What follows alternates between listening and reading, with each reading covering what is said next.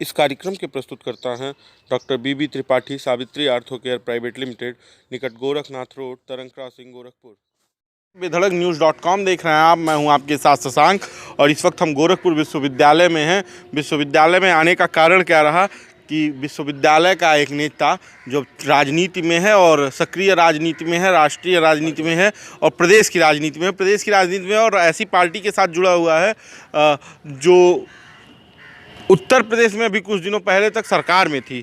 बड़ी मजबूत पार्टी है और इस बार लोकसभा चुनाव था तो छात्र नेताओं को सक्रिय राजनीति में लाने का काम हुआ। शिवशंकर गौड़ हमारे साथ, जो समाजवादी छात्र सभा के राष्ट्रीय प्रदेश सचिव बनाए गए हैं। आइए उनसे बात करते हैं कि क्या काम कर पाएगी समाजवादी पार्टी 19 में, क्या काम रहेगा इनका, उस चुनाव में क्या योगदान रहेगा और क्या क्या जिम्मेदारियां दी गई हैं और कैसे इन जिम्मेदारियों को निभाएंगे। शिवशंकर जी, स्वागत हमारे चैनल में आपका। बहुत बहुत धन्यवाद।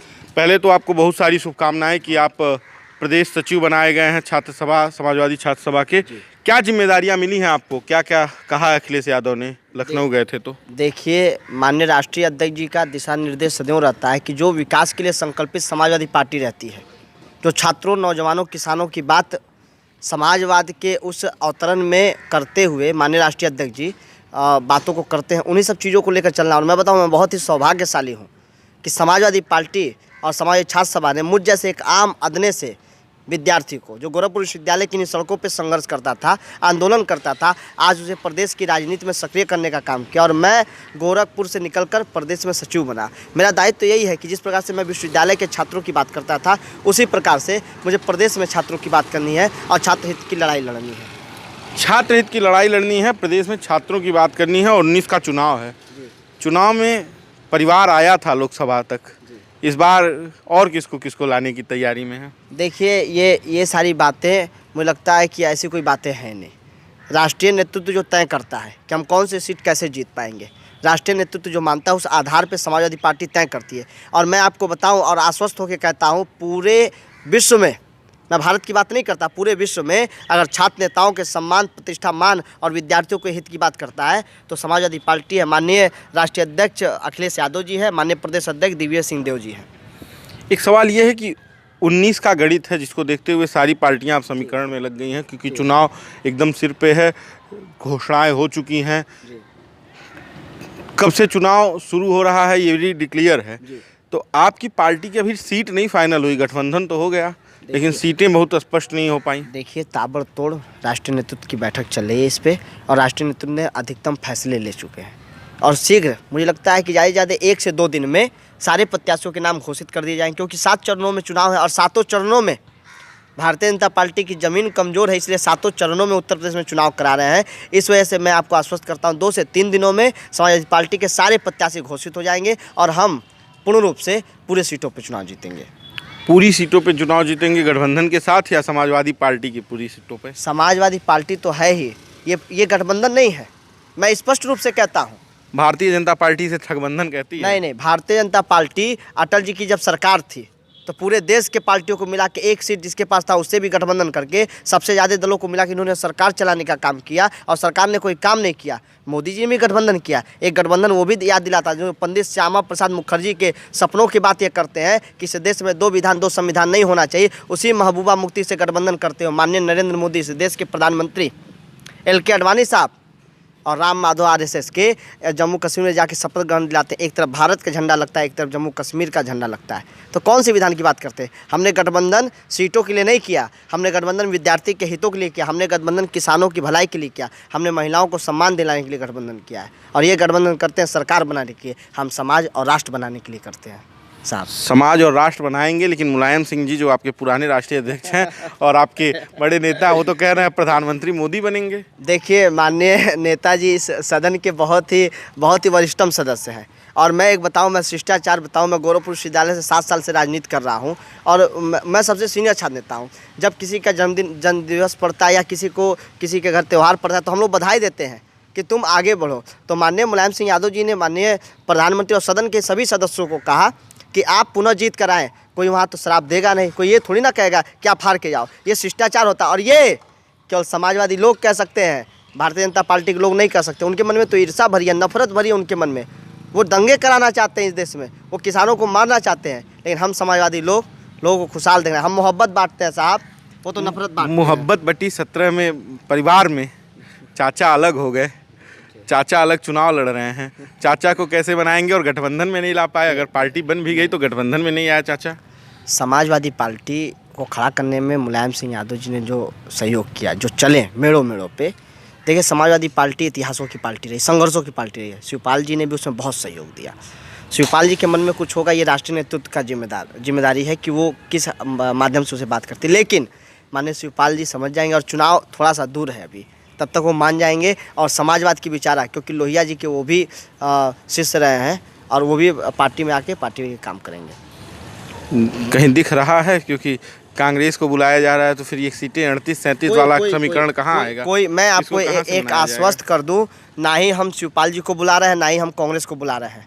हमारे बहन कुमारी मायावती जी के साथ गठबंधन है, राष्ट्रीय अध्यक्ष जी ने जैसा कहा है। बाकी किसी के साथ कोई और जो है अजीत सिंह जी के साथ गठबंधन अभी जल्दी हुआ है, और किसी के साथ नहीं। हम किसी को बुलाते नहीं हैं। ये समाजवाद की धारा है साहब। माननीय राष्ट्रीय अध्यक्ष जी के नेतृत्व में समाजवाद की धारा बह रही है। और मैं आपको बताऊं, जिसको इस धारे में मिलकर किसानों की बात करनी है, नौजवानों की बात करनी है, छात्रों की बात करनी है, वो इस धारा में मिलकर देश में परिवर्तन लाने के लिए एक हो। समाजवादी पार्टी का 19 का एजेंडा क्या है? ये फाइनल कुछ प्रारूप है? किस मुद्दे पे चुनाव लड़ेंगे? हम प्रमुख क्या घोषणा पत्र है आपका? हमारे प्रमुख मुद्दे ये हैं, मैं बताऊं, राष्ट्रीय अध्यक्ष जी तय करेंगे, राष्ट्रीय नेतृत्व तय करता है, राष्ट्रीय पूरी टीम बैठती है कि घोषणा पत्र क्या हो। लेकिन मैं जो जानता हूं एज अ प्रदेश सचिव होने के नाते कि हम किसानों की बात करते हैं, हम नौजवानों की बात करते हैं, हम रोजगार की बात करते हैं, हम 13.2 कुरीति पे भी बात करते हैं, हम संविधान को मिटाने का जो लोग काम करते हैं इस पर भी हम बात करते हैं, जो छात्रों पे बर्बरतापूर्ण लाठियाँ बरसाई गई उस पर भी बात करते हैं। और एक दो विषय ये जो जनता को बहकाना चाहते हैं, राम मंदिर का विषय ला देते हैं। सैनिक दिन प्रतिदिन शहीद हो रहा है। मैं देश के साथ खड़ा हूँ, अपने सेना के साथ खड़ा हूँ, लेकिन सैनिकों के ऊपर ये राजनीति करते हैं, पोस्टरबाजी करते हैं। कौन सी पार्टी ने आज तक सेना पे राजनीति किया बताइए? केवल एक ही पार्टी, भारतीय जनता पार्टी। वहाँ युद्ध हुआ नहीं, वहाँ एरोप्लेन उड़ा नहीं, ये फट से पोस्टर लगा देते हैं। लेकिन हम सेना के सम्मान के लिए लड़ते हैं। माननीय राष्ट्रीय अध्यक्ष जी ने कई डिबेटों में कहा है कि हम देश को बनाने के लिए लड़ते हैं और ये सरकार बनाने के लिए लड़ते हैं। सरकार बनाने के लिए लड़ते हैं, तो क्या सरकार के बाहर की संघर्ष है ये? सरकार में आने का तो संघर्ष है, तो प्रधानमंत्री किसको बनाएंगे? देखिए, राष्ट्रीय नेतृत्व और कई दलों के लोग मिलके, और आप एक बात स्पष्ट जान लीजिए, न बीजेपी न कांग्रेस, तीसरे मोर्चे की सरकार बनेगी। और आपको आश्वस्त कर दूं, खिचड़ी चलेगी कितनी? नहीं, खिचड़ी बहुत चलेगी। इस देश में खिचड़ी तो खाया जाता है, सबसे प्रसिद्ध देसी खाना खिचड़ी है। आप टमाटर डालिए, आलू डालिए, गोभी डालिए, मटर डालिए, अदरक डालिए, मिर्चा लहसुन डाल के जब खिचड़ी बनाए उसकी स्वाद बहुत सुंदर आती है। और खिचड़ी भारत तो सर्वधर्म संप्रदाय का है। आप इस बगिया को देख सकते हैं, मैं कहूँगा आपके कैमरामैन से इस बगिया को देख लीजिए। एक ही फूल नहीं है, गुलाब भी है तो गेंदा भी लगाया गया है, सूरजमुखी भी लगाया गया है, इधर अड़हुल भी लगे हुए हैं। इसी प्रकार भारत है। सारे राजनीतिक दल मिलके तीसरे फ्रंट की सरकार बनाएंगे। और उत्तर प्रदेश से बनारस वाले प्रधानमंत्री नहीं, उनकी तो 13 मई को विदाई हो जाएगी। इस प्रदेश से एक अच्छा मुखिया मिलेगा देश को। बहन जी या भैया जी, बुआ या बबुआ? मैं इस पर कोई टिप्पणी नहीं कर सकता, नेतृत्व इस पर तय करेगा। नेतृत्व तय करेगा। एक अंतिम सवाल, आपने बगिया का उदाहरण दिया, ऐसा तो नहीं कि ये 19 का चुनाव 14 की तरफ पतझड़ ला दे? नहीं, बिल्कुल नहीं। आप देखो भैया कितने फूल खिले हुए हैं, लहलहा रहे हैं। इसी प्रकार से हम चुनाव में लहलाएंगे, क्योंकि हम बात करते हैं जेन्युइन भैया, हम बात करते हैं विकास की। कौन सी सड़कें ऐसी मुख्यमंत्री ने बनाई योगी आदित्यनाथ जी ने जिसमें सुखोई विमान उतारा जा सके? हमने इंटर पास बच्चों को लैपटॉप देने का काम किया। हमने गाँव में गरीब बहन माँ बेटी गर्भवती से जो तड़प रही थी उसके लिए समाजवादी एम्बुलेंस चलाने का काम किया। आपको बताऊं, आप मलिन बस्तियों में चले जाइए, किसी भी घर में चले जहाँ बेवा माएँ रहती हों, बहनें रहती हों, उनको 500 रुपया प्रति महीना समाजवादी पेंशन योजना देने का काम किया। हम तो इस प्रदेश को उत्तम प्रदेश बनाना चाहते हैं। लेकिन इस प्रदेश की सरकार जो शिक्षा बजट को कम करके गौ रक्षा में अरबों रुपए लुटा रही है। आप सोच लीजिए, शिक्षा बजट कम है लेकिन गौ बजट सबसे ज़्यादा है। तो सरकार नहीं, इस देश का दुर्भाग्य है। इनको जाना तय है, इनका जाना तय है। आपसे एक लास्ट सवाल लेते हुए अब हम भी इंटरव्यू ख़त्म करते हैं, हम भी चलते हैं यहाँ से। सवाल ये कि शिवशंकर गौड़ नंबर कितना देना चाहते हैं 80 में उत्तर प्रदेश में? उत्तर प्रदेश में समाजवादी गठबंधन को 80 में से 80। ये भाजपा भी कह रही है, यानी कि आप मोदी को भी हराएंगे? मोदी जी भी हारेंगे। मोदी जी हारेंगे, क्यों हारेंगे? उन्होंने जापान के राष्ट्रपति को बनारस दिखाया था। उन्होंने कहा था बनारस को हम क्योटो बना देंगे। बना क्या क्योटो? नहीं बना। माँ गंगा की आरती हर बार करते हैं, वो गंगा अविरल नहीं हो पाई, आज तक हो पाई नहीं हो पाई। एक प्लेन चला दिया उन्होंने, क्योंकि गुजरात में उन्हें चुनाव जीतना था प्रचार करने के लिए, सी प्लेन से उतरे और सी प्लेन से उड़ गए। लेकिन आज भी नदियों की दुर्दशा वही है, गंदे मैले पानी गंगा जी में प्रवाहित हो रहे हैं, और वही अर्धकुंभ को महाकुंभ का नाम देकर जनता को उसमें डुबा दिया, नहाने पर मजबूर कर दिया। तो हम 80 में से 80 सीटें जीतेंगे, ये युवा कह रहा है, ये समाजवादी छात्र सभा कह रही है। माननीय प्रदेश अध्यक्ष आदरणीय दिग्विजय सिंहदेव जी के नेतृत्व में हम उत्तर प्रदेश में 80 में से 80 सीटें जीतेंगे। चलिए, हमसे बात करने के लिए धन्यवाद। ये थे हमारे साथ समाजवादी छात्र सभा के प्रदेश सचिव शिवशंकर गौड़ जी। इन्होंने बड़ी बेबाकी से बात कही। इन्होंने कहा 80 में से 80 जीतेंगे, चुनावी नतीजे आएंगे तो इसका भी फैसला हो जाएगा। और जो बगिया इन्होंने दिखाई उसके पतझड़ और हरे पौधों के, हरे फूलों की भी बातें हो जाएंगी।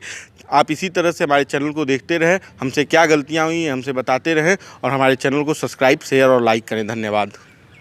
हमारे और वीडियोस देखने के लिए चैनल को सब्सक्राइब करें और बेल आइकन बजाना ना भूलें।